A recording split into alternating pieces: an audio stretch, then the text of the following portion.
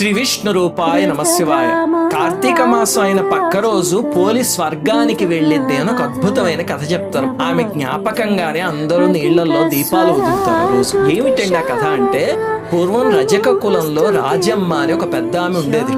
ఆమెకి 7 కొడుకులు, 6 పెళ్లిళ్ళు అయ్యాయి. ధనవంతుల కుటుంబాల్లోంచి పిల్లల్ని తెచ్చుకుంది. 7వ కొడుకు పోలమ్మ అనే పేద అమ్మాయిని ఆమె అందాన్ని చూసి ఇష్టపడ్డాడు. కొడుకు ఇష్టం కాదనలేక ఆమెను కోడలుగా తెచ్చుకుంది. కానీ ఆ చిన్న కోడలు పేద కుటుంబంలోంచి వచ్చిందని అత్తగారికి తోడి కోడళ్ళకి చిన్న చూపు. పోలమ్మ అని పిలవకుండా పోలి పోలి అని ఎగతాళి చేసేవారు.